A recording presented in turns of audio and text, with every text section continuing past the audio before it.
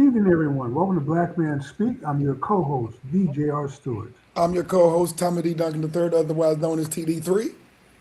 And I'm cool as ice and twice as nice. I take all your money and turn out your wife and make you dance to my beat all your life. I am your co-host, Uncle Asar Cable on. Good evening, everyone, and welcome to Black Men Speak. Happy New Year. It is 2026, and we are glad to see that you guys are back in the house, and we are just blessed to be here. It is our first show of the year, December the 7th. 2026, and we are ready to go. So we'll have everybody to speak very briefly just on their thoughts for the new year, and then we'll go ahead and get into the show. Is that okay, fellas? Sure. All right, Jimmy, we'll start with you, the OG. Well, let me say this first. If you haven't already, please hit that like button, subscribe to our channel, and hit the notification bell so you get notified when new shows are uploaded, which is every Wednesday at 9 p.m. You can go back and watch. And if you're watching the show live, invite a friend, family member, a friendly co-worker, neighbor, doesn't matter. So you guys have something interesting to talk about for the rest of the week. So for the new year, of course, everybody makes a resolution for the new year that lasts every bit of 2 or 3 weeks before you stop going to the gym, stop eating right, stop trying to do all the things you promised you're going to do in the next year that you put off until the following year. So my New Year resolution is I'm going to try to be a kinder, gentler, more polite person. So we'll see how long. If I can make it through January, we'll see what happens. I can make it the rest of the year if I can make it through January. All right, good deal. And for 2026, folks, of course, it's just good to see everyone. Good to see here. It was good to spend some time with family over the holidays and take a couple of weeks just to decompress and breathe and eat a little bit more than what I probably should have eaten, which means that now I am on a fast to kind of clean off all that stuff that I was eating over the holidays between Thanksgiving, Christmas, and New Year, because I, yes, had to get some of them black-eyed peas and Cornish hen and everything else. All that being said, happy to be here, and it's just as Jimmy said, just kind of focused on keeping that health. One thing we've talked about as black men, we seem to have a lot of bad statistics when it comes to health across the board. So I'm focused on trying to get that and keep that right as well. So I will now yield the floor to our good friend, Uncle Asar. Yeah, man, I don't make resolutions. I feel like anything that I can start on January 1st, I can start at any other time during the year. And I made a commitment to myself, I guess maybe 2 years ago. I started working out, exercising on a regular basis. I'm gonna continue doing that, but just as yourself, I cut back on because I wanted to lose weight. I cut back on my drinking, not because I felt I had a problem or anything like that, no health issue, but I wanted to lose weight, so I cut back. And over the holidays, I indulged because that's what you do. So I'm gonna cut back again, and it's not a problem. It's not a resolution. It's just something that I put my mind to, and stick to it just to stay healthy. Beautiful, beautiful, beautiful. All right, folks, we'll go ahead and join us on the chat line. We've got Miss Tanya who's on the chat line. Happy New Year to you, and thanks for being among our most devoted followers and listeners. And thank you for joining in. Hope you will enjoy the show today, and we expect a few other folks on the chat line as well. And we'll go ahead and get started. We do have one condolence that we want to share with everyone as we begin the show. For those of you who watch TV quite a bit, you may have seen this face before, where we just lost him on December the 30th. Isaiah Whitlock Jr., a veteran character actor known for memorable roles in series such as The Wire, Veep, Your Honor, and The Residence, and a number of Spike Lee movies, became an ancestor in New York at the age of 71. Born in South Bend, Indiana, he started his acting career by joining San Francisco's American Conservatory Theater after graduating from college. First notable screen role was in 1987 on the CBS Cagney and Lacey. I remember that. He worked steadily in television for the past 3.5 decades, doing dozens of guest appearances on Law and Order and multiple episodes in the Mothership series, Special Victims Units and Crime Intent. Whitlock is probably best known for playing the corrupt state senator R. Clayton Clay Davis on HBO's The Wire. He appeared on all five seasons of David Simon's lauded crime drama, recurring in seasons 1 through 4 before joining the main cast in season 5. Whitlock's last TV role was a series regular term as the chief of police opposite Uzo Aduba on Netflix's White House murder mystery, The Residence. So, for those of you who are TV watchers, we definitely want to offer our condolences to his family, those who knew and enjoyed his theatric expertise. And, it looks like the big man upstairs has some new talent that he can check out. So we offer our condolences to You the, know, Tommy, yes. not to cut you. I'm sorry, not to cut you off, but this brother, I remember him from mainly from I think it was Spike Lee's Girl Six with Teresa Russell Yeah. Randall, whatever it was, and he played a cop, and he I could never get it because my voice is not that low, but and I think he did it in some other productions, but he was like, she. Yep. That's exactly what one of his trademark lines. Right, One right. of his Loved trademark it. lines. Yep, Loved that was his calling card. So, yep, absolutely. So, also, it looks like we also have cousin Audrey K on the line, and happy New Year to you as well. And thank you for joining us for this evening show. All right, folks. So, without further ado, if you guys are Oh, ready, we'll go ahead we and have another ancestor actually. okay. Family member of mine, my oldest brother John, Ah, played during the holidays. He was a football player and a Purdue A&M graduate. A really good big brother. As they come on the scale of big brothers, I give him a 10, definitely a 9.9. Since nobody's perfect, but yeah, he passed away during the holidays, and Sorry to hear so that. he will be missed. So he leaves behind a son and a daughter, a son and two daughters.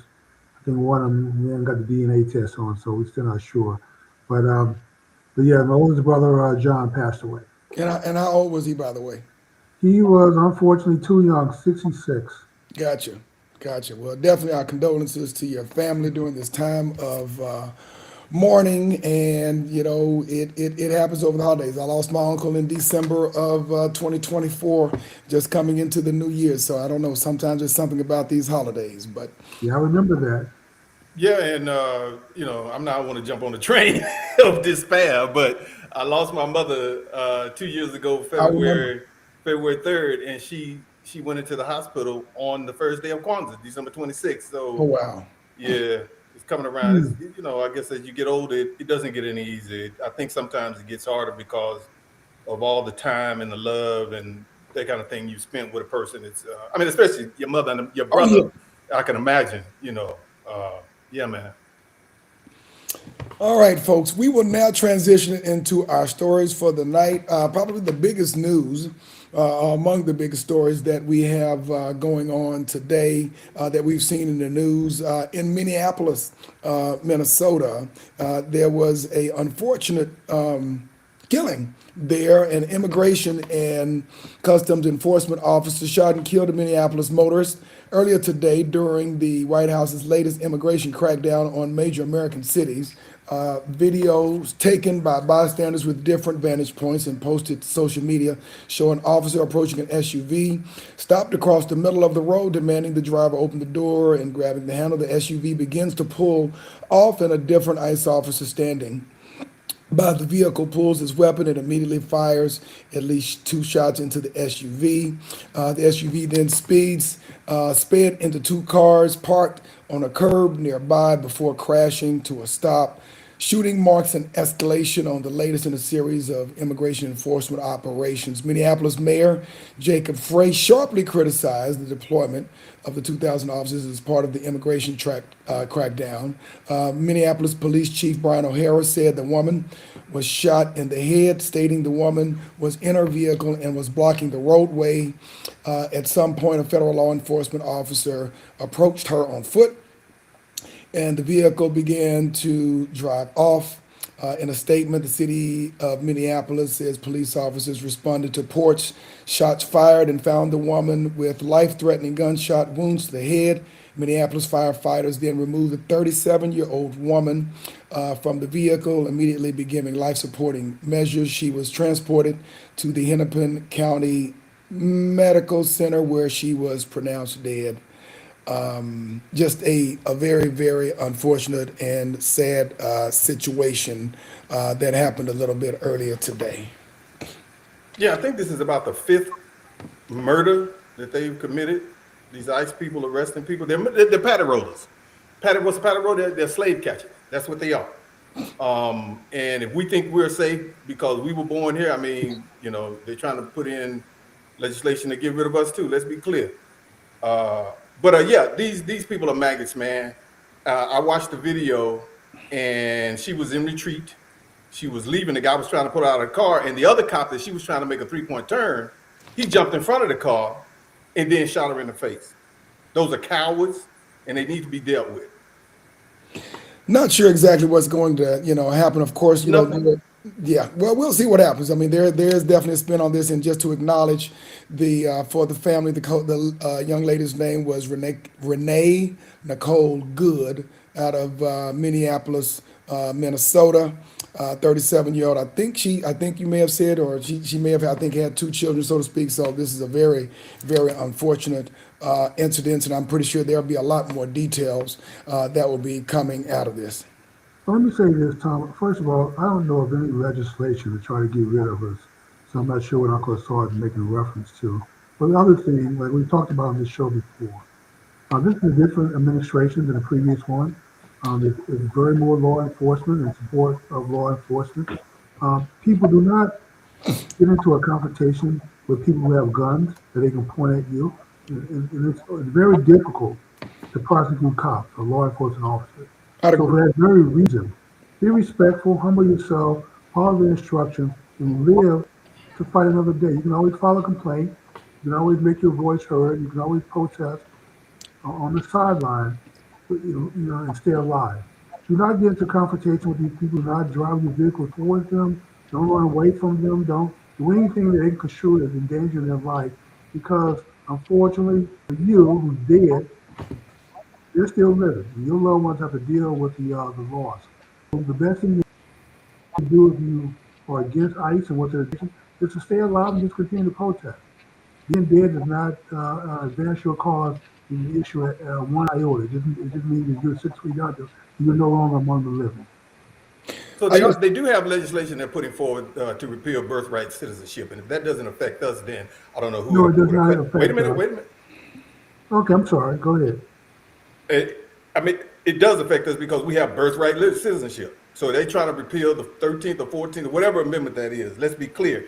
And it's not so much as it's far-fetched. Is if you look at what has already been done, nothing seems far-fetched anymore. The other part about obeying the police, yeah, sure, you want to be courteous and that kind of thing. But when one of those racist cops are hell-bent on taking your life or beating you up or giving you a complimentary asphalt facial, there's not a lot that you can do. So let's be clear on that. Okay, so just slight correction. We have a couple of lawyers who watch this show.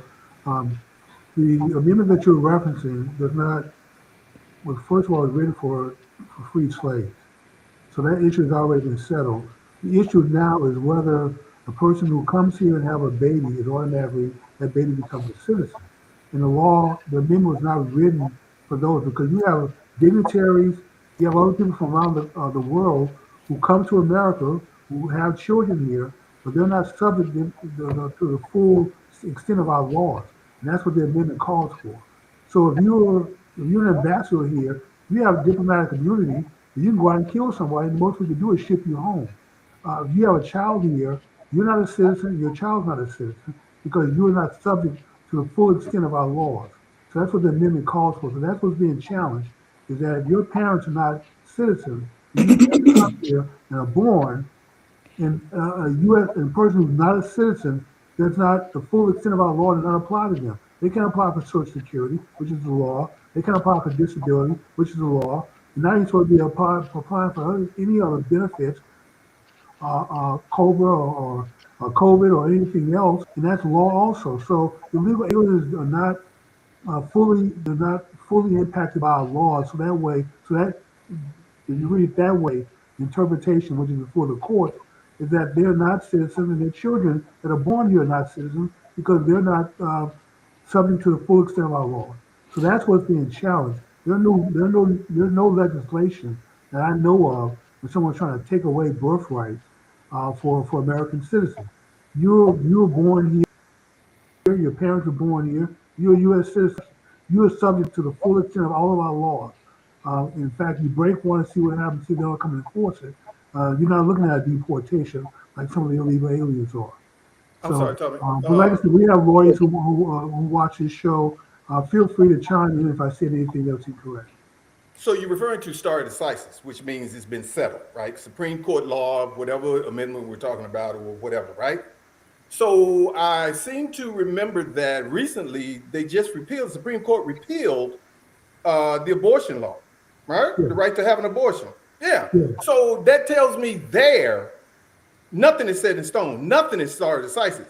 So if they want to go into the law, DEI has been repealed. They have erased our history from monuments, from the history of our participation or contributions to this nation, all over the nation, right?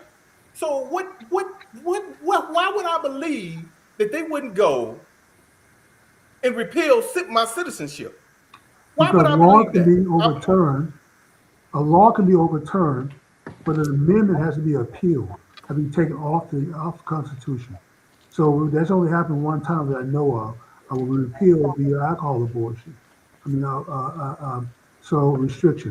So no, the Supreme Court just can't nullify an amendment. You have to use all of the amendments to the Constitution to either justify a law existing or to repeal an existing law. There is no law on the books that gives you birthright citizenship. Your citizenship was granted and recognized by amendment to the Constitution.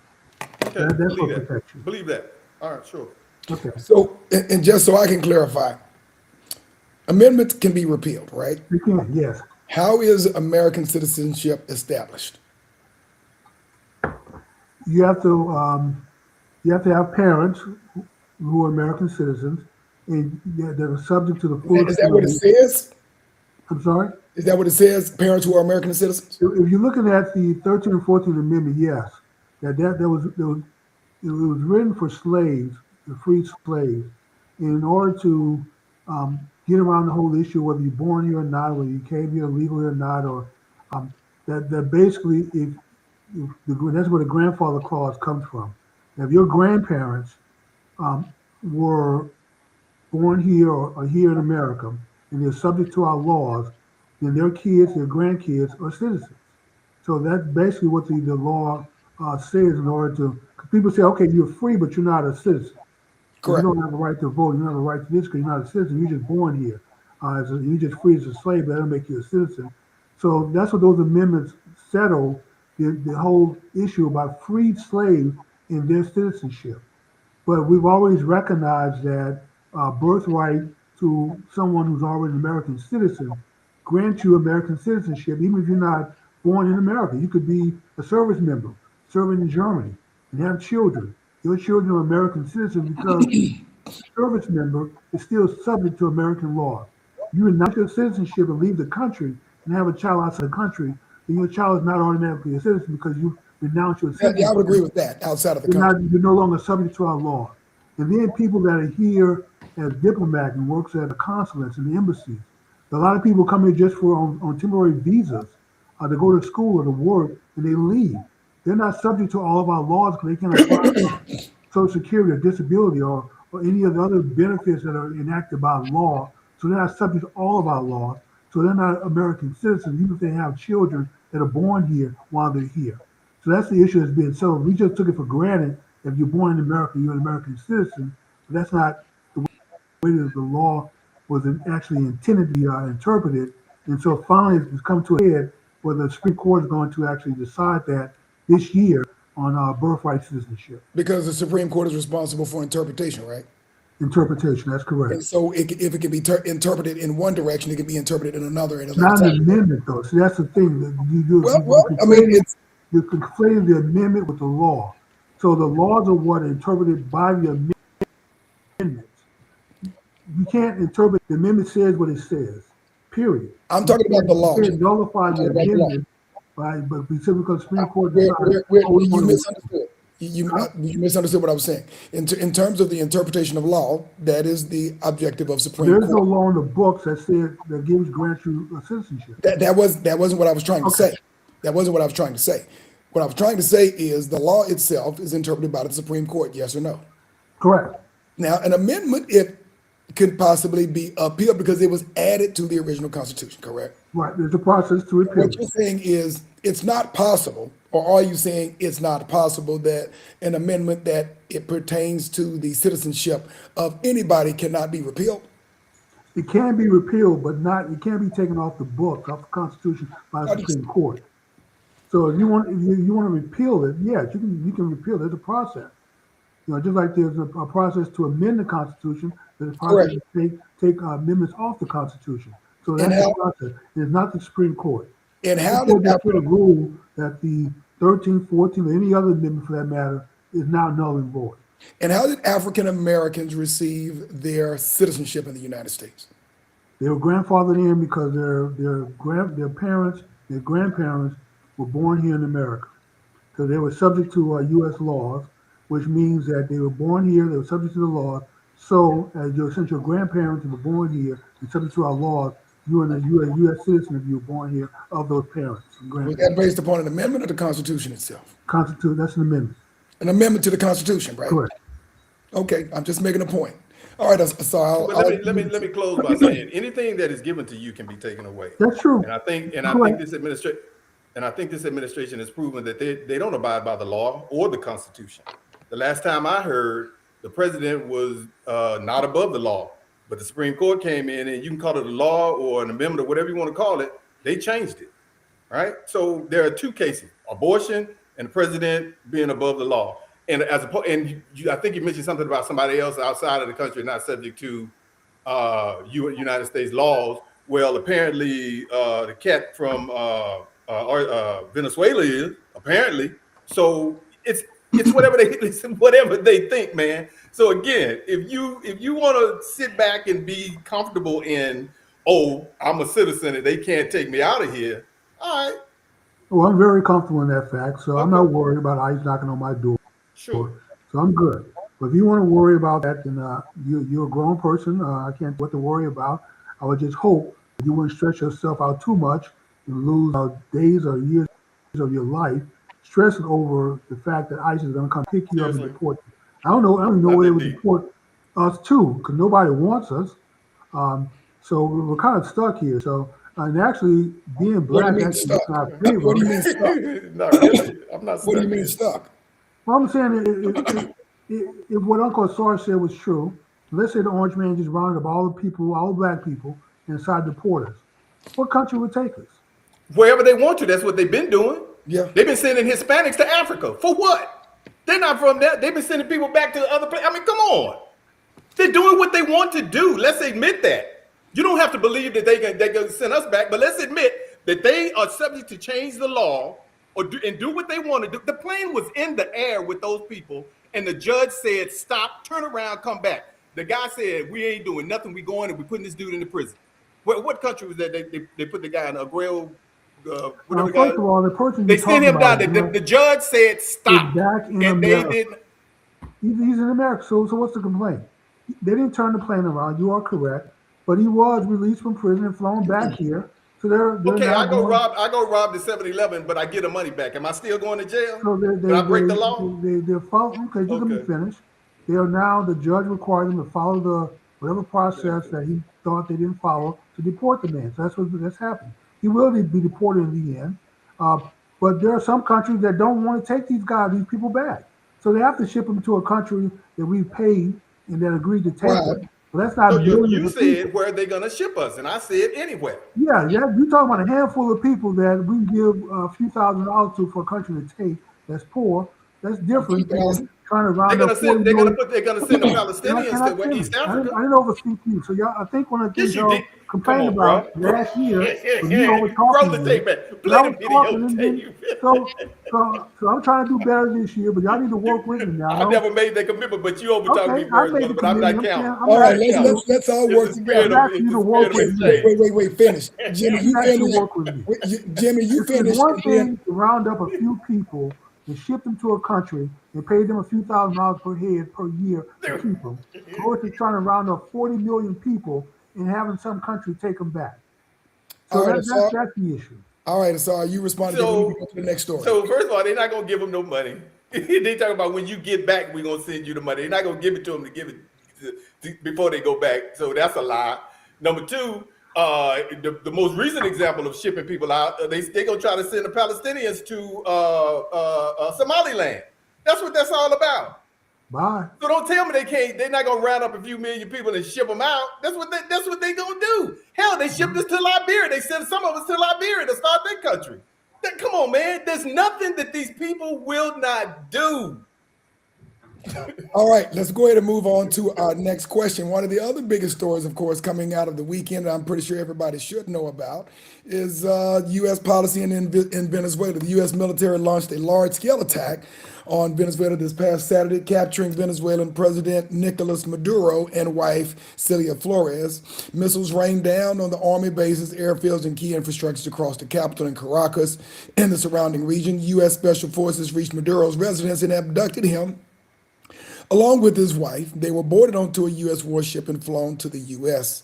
The White House has, in essence, promised to run Venezuela and seize the country's oil, which she's following through on. Venezuela is the world's largest, has the largest oil reserves, crude oil reserves.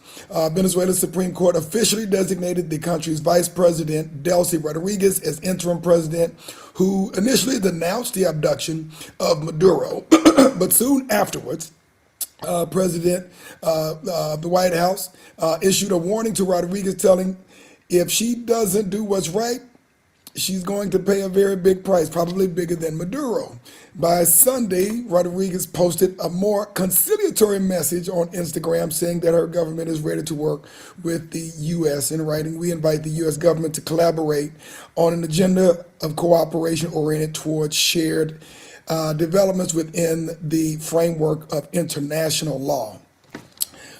Interesting story. Of course, still evolving as we know it. I think right now the White House has indicated that it is going to take 30 to 50 million barrels of oil at its own will. So we will see what happens, and I believe, of course, Maduro is already up on charges.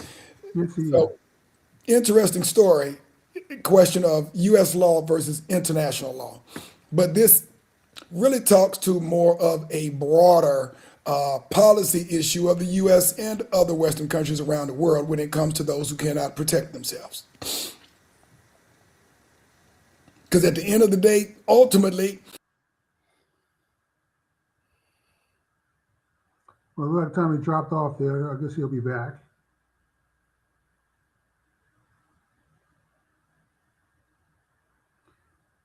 What say you, Uncle Sar? So this is the latest antic of a dying empire. Like the young people say, the United States is crashing out, right? Infrastructure's crumbling, economy is tanking, they're losing, all over the world, no resources. And the reason they want that crude is because that's sweet crude. That's not the type of crude that is here in America, which is, that's sour crude, I'm sorry. Sweet crude, I'm sorry. Which is what the world wants and what the world uses primarily, not what the U.S. has. But it's the same tactics that they're doing in West Africa, going to Nigeria to first they flew some reconnaissance, then they bombed, talking about the saving Christians, they're going to bomb the terrorists. They bombed nobody in an open field on the border of Niger. This is a strategic move for positioning and access to resources and to probably have closer proximity to attack the Sahel states. Same thing here in Venezuela. They say first they killing people, blowing up fishermen in the ocean. Then they said the guy is part of a cartel that's bringing fentanyl into the U.S. They made that up. There's no such cartel. We know that because they have to take it out of the indictment. He was the head of that cartel. They said it was fentanyl at first. In the indictment, they said it was cocaine. They charged him with having machine guns or some semi-automatic or automatic weapons or something. He's the head of state of a foreign nation. What he can't have, so he's not subject to U.S. law. So why is he being charged with that? So all of this is nonsense, right?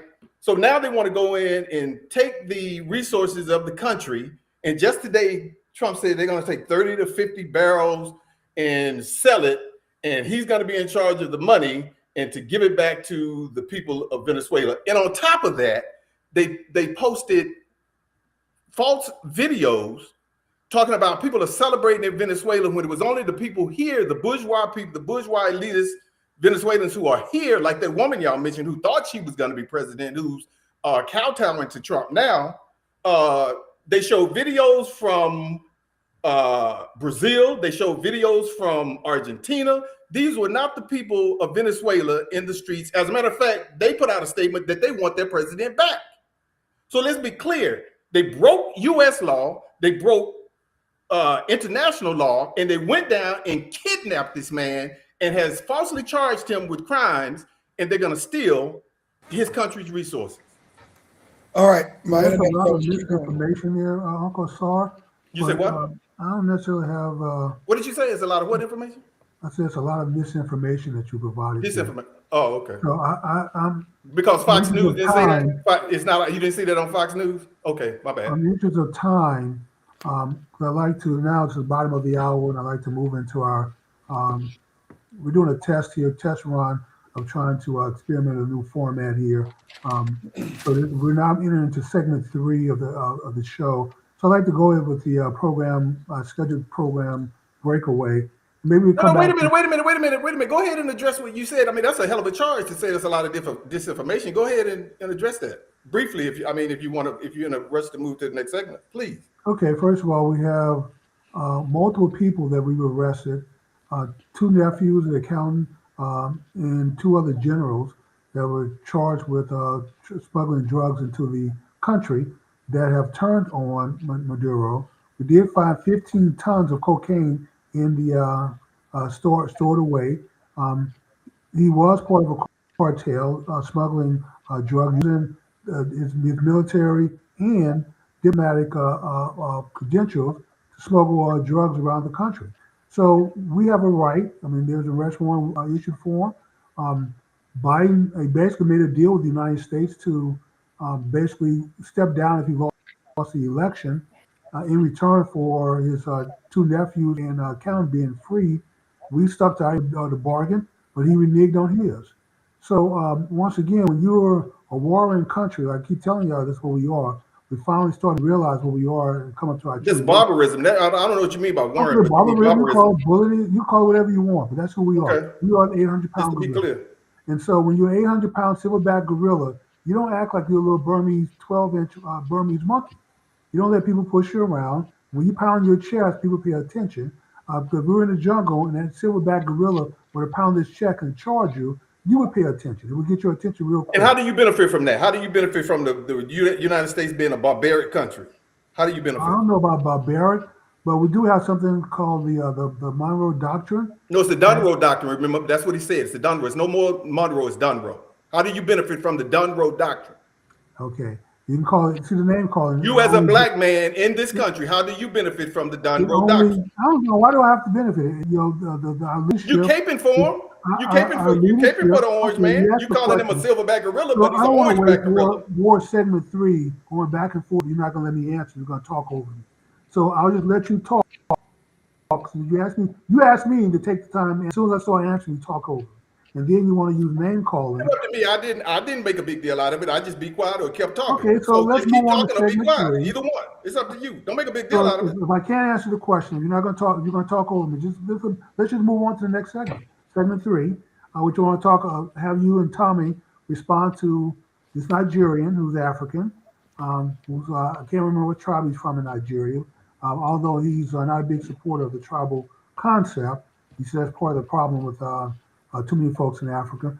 But I recorded some of his statements and questions, and I would like you guys to address them and tackle them. I have 8 of them, but we're not going to get to all 8 of them in the interest of time.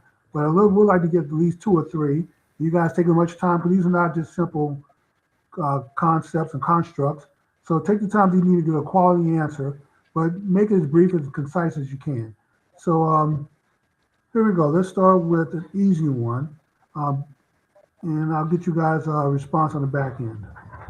Build successful economies.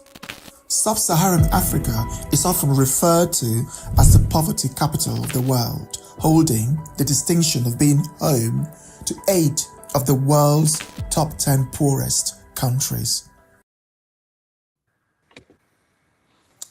The first part of it did not show up. It was all black, Jimmy.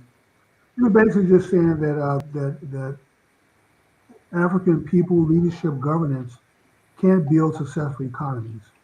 Repeat what you said. They're poor because they can't build successful economies. Who can't build successful economies? Many countries on the continent of Africa, with the exception of maybe 4 or 5. And 2 of those are offshore, but still part of the African continent. I'll yield the floor. What's the question? Well, not a question, just a statement. He's Oh, basically it's- pointing out that some of the when you think about Africa, people conjure up images of poor. So his opinion is that most African countries cannot build successful economies. Yes. That's his opinion. You're breaking up, Tom. I don't know if you got a good connection. I can hear you. Can you hear me okay? Can you hear me, Jimmy? Yeah, no, we can't. You're breaking up. We can hear you now. Sorry, can you hear me? Your lips are moving, then it sounds like 3 seconds behind. I can hear it. Okay. Basically, what I'm saying, is that's his opinion. Since I'm breaking up, I'll let Asar respond to it, and then I'll maybe come off and come back on if it's still breaking up. But that's his opinion. So, right, that's his opinion, and so let me start by saying this, and I've shared this with Tommy several weeks ago. There's a saying that goes in Nigeria, where this guy is from, right? They say, if they explain Nigeria to you and you understand it, they did not explain it well. So that's where I'm going to start. We'll begin there and say it's what you call neo-colonialism. If you know anything about Kwame Nkrumah and read his book, Consciousism, you'll understand neo-colonialism. Neo-colonialism is basically Africa still being, the nations of Africa still being colonized, the continent still being colonized without the colonizer there. Upon their leaving, they placed in positions puppet leaders who would do their bidding through hook or crook, right? So they continue to rob it of resources. We talked about the IMF, the World Bank. They get these loans, high interest rates, what you call SAPs, structural adjustment programs, where you can't use the money for what you want to use it for, or you need to use it for. They rig elections, and I'm talking about the West, I'm talking about Europe, and I'm talking about America. They assassinate leaders who bring it. We can go down the list of that. Assassinate leaders who want to change, who don't want to do their bidding. They rig elections. They buy off people. I lived in Nigeria. I was there when they had elections, and people were dying because the West is coming in and paying people to go kill people and not let people participate in the election. So that brother, he knows this. I have no doubt that this brother knows this, right? It's not a secret. Neo-colonialism, if you want to learn anything about neo-colonialism, read Kwame Nkrumah, the first prime minister of an independent Ghana after colonization. Okay, so let's go to the next video. Let's check out his next statement. Let's see what he has. Africans do not know the mathematics on how to build prosperous economies. I posit that Black Africans can't build successful economies. When you lack an understanding of economic principles, this will likely hinder your ability to implement effective economic policies that could transform your country into a thriving economy. I did get all of that one. Can you guys hear me okay? Yes. Yes. Okay, good deal. I will abbreviate this. I don't think, a very complex answer. When you consider most of these so-called political leaders who are heads of states in the continent of Africa, the majority of them are educated, so-called, in European and or Western educational institutions, some of the finest ones, of course, on earth, in Europe and in the United States. So to say that they are incapable of understanding the mathematics or the economics of building an economy, they learn the same place as the Europeans, the finest institutions in the world, so to speak. So his statement is a little bit probably malwarped. There are other factors that most people do not understand that are preventing African countries from building successful economies, which of course includes being able to get carte blanche access by constitution in order to ensure that the wealth of the country is extracted and not manufactured and or traded within the country in order to ensure that they can build thriving countries. The math is very simple, but what people don't sometimes understand is that when you have hidden and or not so hidden factors that are preventing your country from building a thriving economy, and then when somebody tries to do so, they murder them. I don't know what kind of math that is, but it's pretty simple math to me. Okay. So what he You said need to was, come, since I only have 4 minutes left in this segment, I lost 5 minutes dealing with Maduro. You guys indulge me on one more. We can do one more video and have you guys respond. And like I said, I like it from both of you guys, and take whatever time you need to And I'll let address. Uncle Asar respond to the next one. Okay, we can start with Uncle Sar. You can chime in if you want to, or you can just chime in solo. Here we go, Uncle Sar. Okay. For a country to have a thriving economy, it must have a government that ensures transparency and protects its citizens.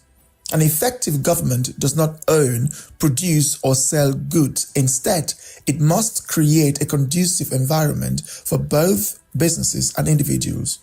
This includes providing solid infrastructure and enacting enforceable policies that would enable these entities to flourish without fear.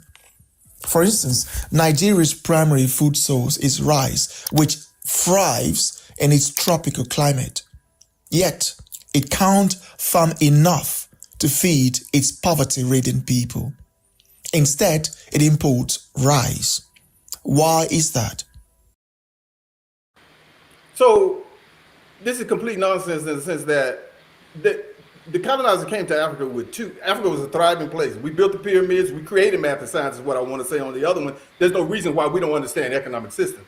And the great Zimbabwe, Mali, Songhai, the Ashanti Empire, we did all of these things. So there's no reason we can't create economic structures or whatever he's talking about, don't have the ability to do it.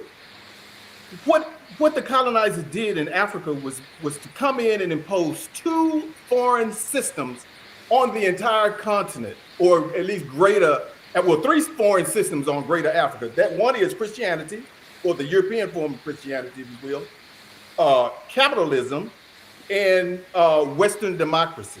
So then, I mean, if I'm a basketball player and you put me on the football field and I've never played football before, I'm going to fail miserably. It's just that simple, right? So then on top of that, as Tommy alluded to, you are doing things to sabotage every step that I'm trying to make going forward. Again, Patrice Lumumba, Kwame Nkrumah, Jomo Kenyatta, Julius Nyerere, all of these guys coming forward, and they were murdered or coups fomented by the West to put them out of power, because Traoré just had another, Ibrahim Traoré of the three wise men of Sahel, there was another coup attempt in his country. Yeah. And it was by the guy who the French are backing, and he's in Cote d'Ivoire. Can we get more French than Cote d'Ivoire, Ivory Coast? So this complete nonsense is what he's saying, right? If you allow Africa to develop, it will, because it has been proven not only through history, but through what's going on in the Sahel state. So anybody can pick up a foreign periodical or media form instead of listening to Fox News or CNN or MSNBC, who's going to tell you nothing positive about Africa. It's the same BS that they've been telling us, that they're walking around in lion claws or butt naked eating grubs. So that's what I learned in fourth. I never forget it in fourth grade. The barefoot, ashy as hell little boy kicking the bottom of a tree to eat some grubs from the bottom of a tree. That's our image of Africa. But as long as you have that in your mind, you're not going to understand Africa. As Malcolm X said, to the extent that you understand and love Africa will be the extent that you love and understand yourself. So if you still have that image of Africa in your mind, the only place I've ridden in this world in a Rolls Royce is in Lagos, Nigeria, on the continent of Africa. I've ridden in more Rolls and BMWs and Land Cruisers on the continent of Africa than I've ever ridden in here. Let's be clear. So as long as you have those backwards ideas in your mind about Africa, you'll be lost. So 80% of Nigeria is not poor? Is that what you're saying? What do you mean by poor? And how would, and if they are, how are they? What are you trying to say? Well, I mean, an OPEC nation has lots of oil on the oil production list. I thought they were number 5. They used to be number 5 in OPEC. Okay, well, they let the infrastructure deteriorate as the state took over. So no, it wasn't because the state took over. That's not. They're no longer number 5. They do produce as much oil as the Kuwaitis, United Arab Emirates, and Iran, for that matter. Around the same, they all produce about 3 million barrels a day. So $250 million to $300 million a day coming into their country, and you don't have national highways. The average person lives off 80 cents a day. Now you're riding around in Rolls Royces, but that's not the norm. So you must live the good life just here, like, which is good. I'm happy. Just like in the U.S., but you have an elitist. Most of the population does not live the good life in Nigeria. Just like, and you can't. There's nothing you can say that's going to convince me. I thought you were asking a question. You want me to answer? I don't want to go over the time. I'm trying to get an answer. Now you bringing up a lot of issues. Just like in my statement before you overtalk me. But you played the video. I mean, that was enough. And you mentioned 50 things. It wasn't enough. Okay, those are his statements. I'm giving you my statement now. I said you cannot convince me that what you say, because you've never been there. You've never been there. You never spent You spent 15 minutes spent 15 minutes looking for a video on some bullshit statistics to tell me to add to upmanship me on somebody Nigeria. Are you kidding? You don't understand. First of all, Nigeria doesn't refine its own oil. Let's start there. Why? Do you know why? They're not allowed to. No, I'm asking the scientists over here. Well, I'm not a scientist, but I am a genius. That's their own choosing. Whatever situation they have. So you don't know. Just say you don't know. Keep it short. You don't know. Okay. All right. Whatever they don't do, you don't know. They do it at their will. If they don't know. Economy, a thriving, prosperous economy for the people to grow, that's on them. They don't grow enough food, rice and flour. They're the largest rice producer and the largest flour producer in the continent of Africa. Yet they can't produce enough food to feed themselves. You know, the continent of Africa still relies on, as of 2025. It's all our fault, is what you're saying. Let's cut to the chase. What are you saying? Are you saying that black people are incapable of governing themselves? 12.7 Is that what you're saying? Fuck all the statistics. Okay, I'm sorry. You try to talk over me. What are you saying? Black people are incapable of governing themselves. Let him finish, and then we'll let you respond. Okay, say what he wants to say. What he's saying. Let him finish. But America spends, as of 2025, $12.7 billion in aid to Africa. Since 1960, we've given up $1.7 trillion to Africa. And Africa is still the poorest continent in the world. They still struggle with issues. I don't care how great you had it when you lived there. That's not the average person living in Africa. People who are educated in Africa, they can't wait to get out of Africa, to go to Europe, to go to America, to have a decent life. Rather than stay there, Nigeria puts out some of the best doctors and nurses in the world. When I was in the hospital, I ran into a bunch of African nurses, who told me, and doctors who talked about how great the medical schools are there. But when those folks graduate, they leave for Europe and America. They don't stay there, even though there's great need for medical talent in Africa. So it couldn't be as great as you're claiming it is. Because you're not even there. It's great. I never You said it roll was around in great. buildings I all the never time, said it but was you're great. You back put here in words. Don't America put words in and my you have mouth, a Jimmy. great thing. Don't put You words didn't in say. my mouth. You're supposed to be asking a question. That's what you said you were doing. You played a Okay, video. the You asked a question part is question, over. and I'm telling I'm I'm telling ending my you I'm telling time, you. so I didn't get a chance to get to my 4 videos. I had 8, but I only, Well, only got we 3. can do them on another show. We can Who do will? those on That'd another be show. But fine. cut to the chase of Right. what you're trying to But say but instead of but that throwing up all segment's these over with. nonsense Now you ask me a question, statistics I that answer. you just researched in the last 2 weeks. Since Let you me. do, Doesn't matter to you me. want to up me, you want to one up me or something on Africa. No, Like you no, really you know. accuse You me like really I know know. anything about Uncle Assar, Africa. Uncle So Assar, I and tell You you Jimmy. like the don't. You looked word. it JR, up in wait a 2 weeks second. and you still don't know. Wait a You second. have Okay, no that's your idea. opinion. Okay, But I'm not the one we cursing. got. I'm not the one raising my voice. I'm not the one speaking over You, someone. I'm you not the are one feeling threatened. ridiculous, my man. You're All right, let's do completely this. So, Let's do ridiculous. so this. You go We I'm not study got. the for one 2 speaking weeks, go threatened, look Uncle up some Star. So statistics from Fox I'm News, sorry that and you're then you hearing claim something you that you know don't something want to about hear. Africa. Get But out of here, shout over man. me and cursing is You not damn going to right get I'm it shouting done. over you because you're talking nonsense.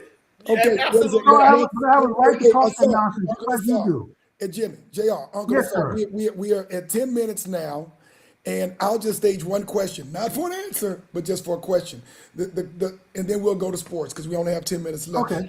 The question is, who controls access to the valuable resources that build wealth? Number one, and number two, who controls access to capital that allows you to develop that? That's the question. And that's what he's not speaking to. Yes, Africa has some of the most valuable resources in the world, but that doesn't mean they control it. Number two, some countries by constitution are forced to put at least half, if not more than half, of their capital into European banks that force them literally to pay interest on the money that they have. So we can talk about this another time, but there are some very simple So answers to some Tom, of these I'm just questions going that to we say have to one look thing in response, and I'm going to leave it alone. Here's a mistake that you guys made. Y'all take away personal accountability. You take away responsibility for making good choices. Africa suffers from poor leadership and poor governance. This is why they're in the shape they're in. Black people have been running Africa now for 60 years. You run all the white people out. So in the last 60 years, 70 years, you can't improve your situation one iota. And you still blaming white people for in the West and the orange man for your problems? If they borrowed the money, that was a choice to borrow. They agreed to those terms. Time out. What do you mean by borrow? You borrow money from the World Bank, from INF, or from anybody. We're not, Whatever the terms that's not what, are, you will not put a government not put to your head You and don't know what force you you're to talking about. sign documents and borrow money. That was my choice. So whatever you agreed to, once again, is your choice. Take accept some personal responsibility.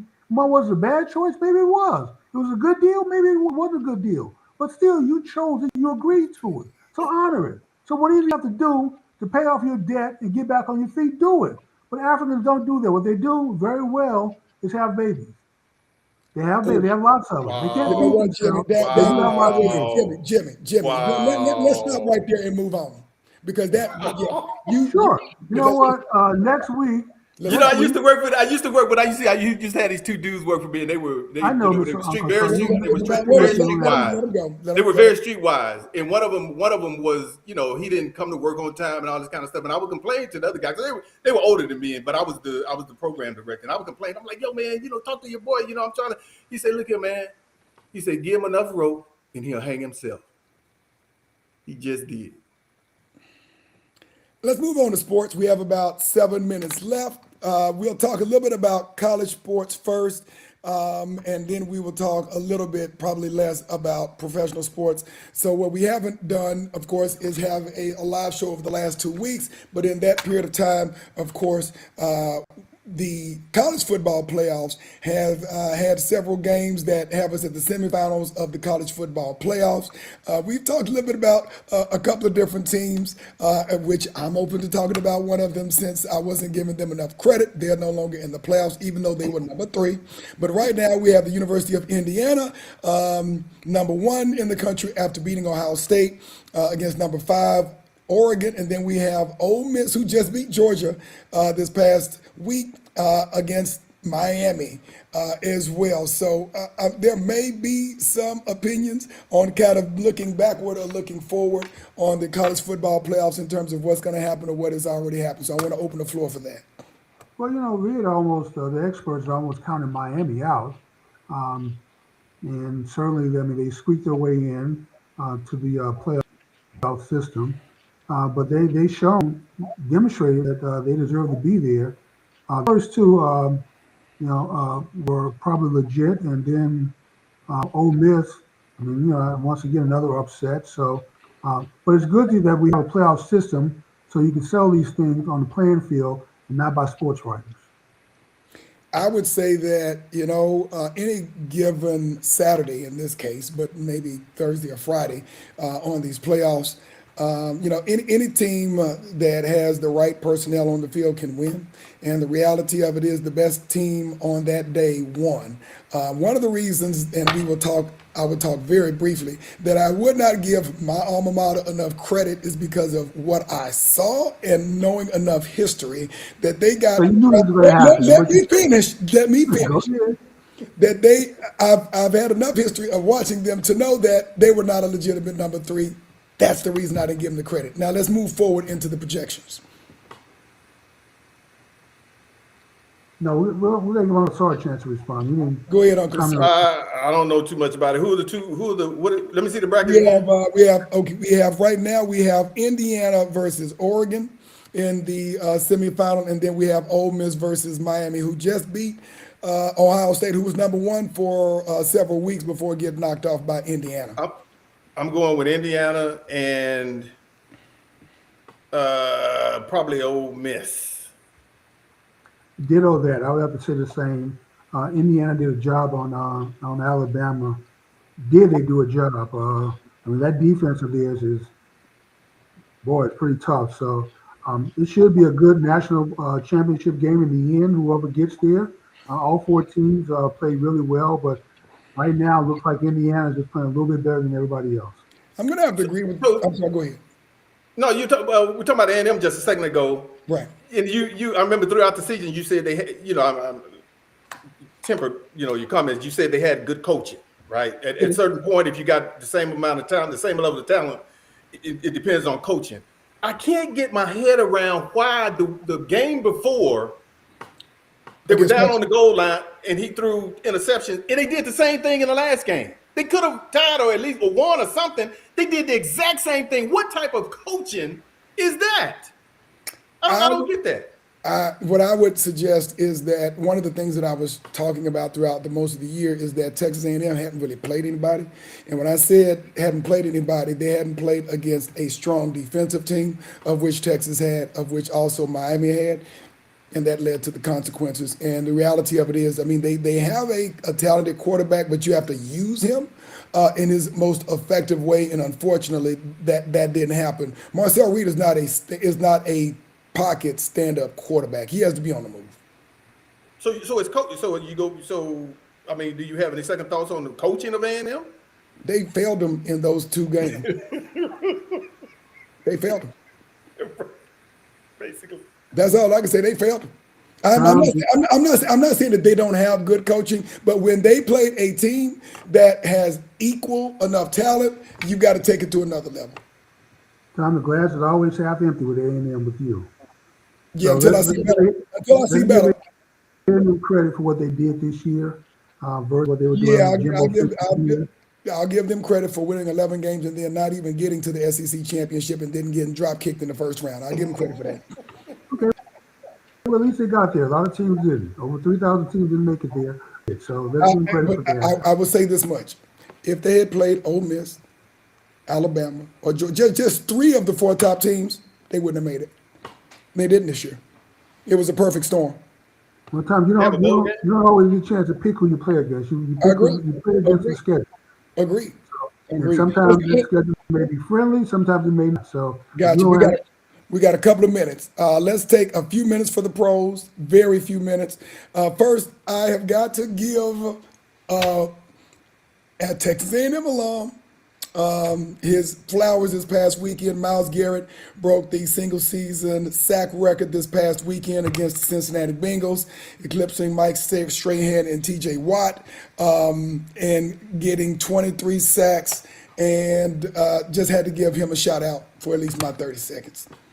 So, Tom, if you get 23 sacks, I think it kind of puts into comparison against 12 sacks of Michael Parsons. Right. So for all of the noise that was generated around him and his 12 sacks a year, when you compare that to 23 sacks or 22 and a half sacks, yeah, that 12 don't look all that significant, especially when some of those sacks were multi-sack games. So you had games where you got no sacks. Some games you got 2 or 3 sacks against weaker teams, and then you end up at the end of the year with 12, not even a sack per game. And then for someone to pump out 23 sacks, Tom, Right. that's at least 1 sack per game. Yeah. That's what I would expect from someone who's a sack leader, top of their game. Gotcha. That's why Mike wouldn't, I didn't consider him to be top of his game, even though people made a lot of noise around his 12 sacks. I How does 12 sacks compare against 23? gotcha. Now, looking at it, It's sacks, but it's also impact on the game. And let's be very clear, even though Miles Garrett earned 23 sacks, they were still at the bottom of their division. So it ain't everything. well, one person can't do it all, Tom. That's my point. But in terms of impact on the game, Green Bay clearly missed him once he got injured on a non-contact injury. And we will briefly show the playoff bracket for the NFL that was just finalized this past week. Jimmy, we are going on a wild card weekend. I know that you don't pay attention to it when the Cowboys are not in the game, but you got Houston against Pittsburgh, the Buffalo Bills against the Jacksonville Jaguars, the LA Chargers against the New England Patriots. In the AFC, and then in the NFC this upcoming weekend, you have the Los Angeles Rams against the Carolina Panthers, San Francisco against the Philadelphia Eagles, and the Green Bay Packers against the surprise Chicago Bears. Any thoughts before we wrap up tonight's show? I'm going to do something very uncharacteristic for a Texan. I'm actually going to cheer for the Steelers. Got to try to support the black man best we can. No matter what he does there, how many games, how many times he gets to the playoffs, people still calling for him to be fired. So, but he is going against a local team here in Texas. Black man so can't manage the team. He can't coach no team. He black. Does that mean that you're also going for D'Amico Ryans coaching the Houston Texans? Yeah, that's why I'm torn. So you're right.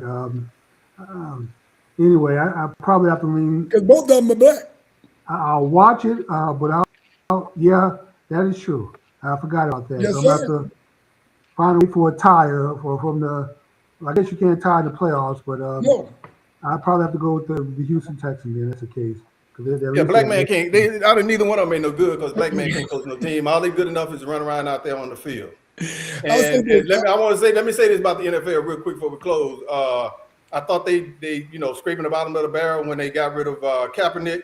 I thought they were way off the mark when they held a vigil or whatever they did for Charlie Kirk.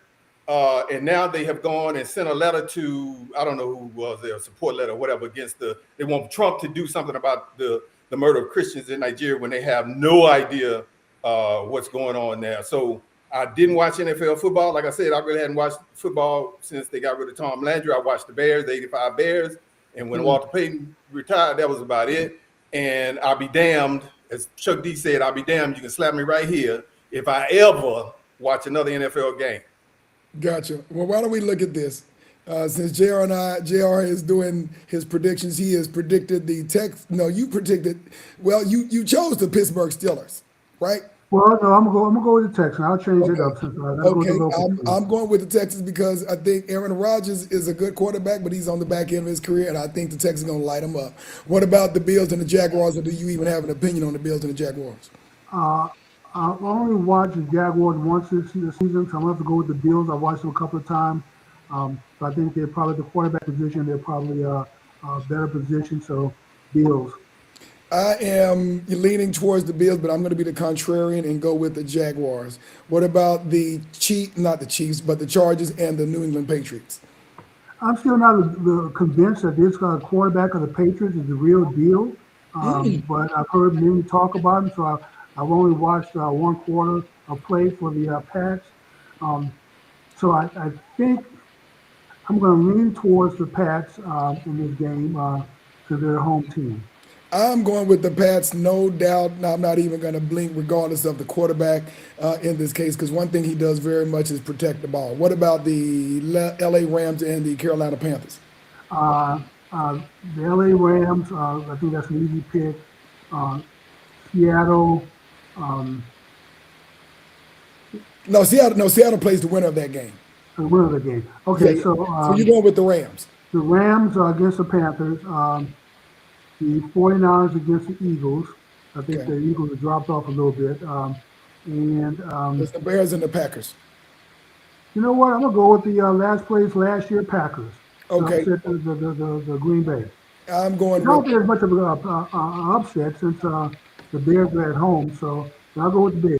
All right, I'm going with the LA Rams. I think Matthew Stafford is going to carry the team, even though I do like Bryce Young and I think he has a bright future. I'm going with the Eagles over the San Francisco 49ers. 49ers, I think they just got too many injuries, and Philadelphia is re identifying with their running game. And Chicago Bears and Green Bay Packers, I'm going with Chicago Bears. So we will see what happens this upcoming weekend. Okay, we'll have All a right, clear folks. picture next week. Say what now? So we'll have a clear picture. Yes. The dust will be settled a little bit next week's show. So All right, since we were what do we call it? Bloviating on the NFL bracket. We'll let Uncle Asar go ahead and close us out with a few words, and then we'll close it until next week. Uncle Asar, any words? If it's Wednesday night, it's Black men speak. Black peace out. Good night, everyone.